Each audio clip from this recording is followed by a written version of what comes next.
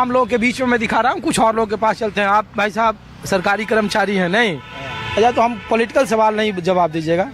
हम लोग सिर्फ ये पूछ रहे हैं कि बिहार में सर किस तरीके का, जिस तरीके से 20 साल से विकास को लेकर बातें की जा रही है, लेकिन बहुत सारे जो लोग हैं वो पलायन का मामला है। जैसे आपके बच्चे पढ़ते होंगे तो चिंता होती होगी कि भाई सरकारी नौकरी में सेट है तो ठीक है, नहीं तो बाहर कहाँ करेगा, नहीं करेगा।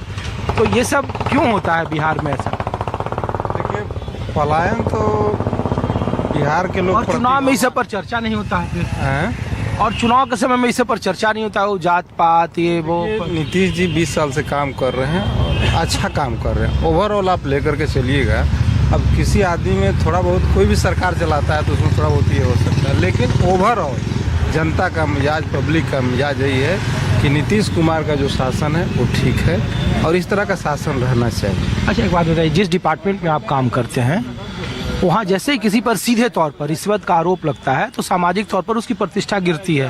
कहता है देखो फलाना आदमी खाली कटमई लेता है, पैसा खाली लेता है, बेईमान है, चोर है।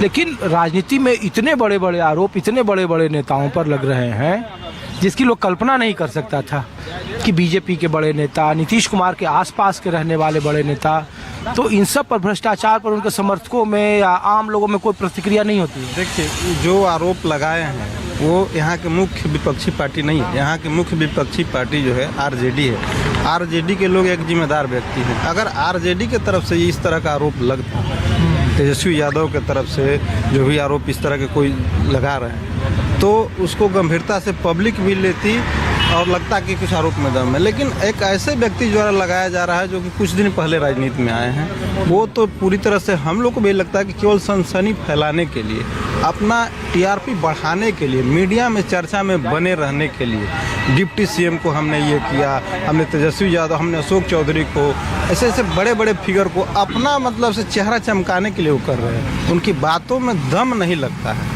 ये जो बोल रहे हैं ये सत्य पैमाने पर मतदाता सूची से जो नाम काटे गए उसको लेकर भी विपक्ष आए तो मचाया। ये मेरा मानना है कि नहीं, ये सर सही है, SIR होना चाहिए।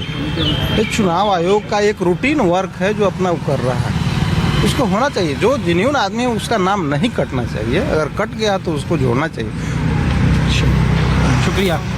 ठीक है, बिहार का राजनीतिक माहौल मैं आपको दिखा रहा हूं। दरअसल सरकार ने GST में हाल के दिनों में जो बदलाव किया है उसका जमीन पर भी असर दिखना शुरू हो गया।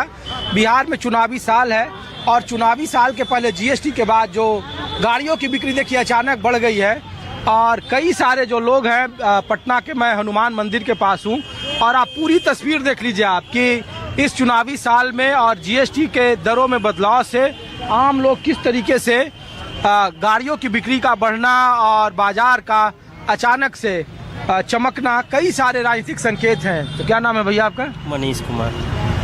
तो ये सरकार ने हाल के दिनों में जो ऐलान किया है बहुत सारे, तो उसका चुनाव से भी कोई वास्ता है क्या बिहार में? बिल्कुल, चुनाव से तो वास्ता है, चुनाव से वास्ता है। बिना चुनाव के लेके इससे पहले तो कोई GST का अभी नहीं हुआ था।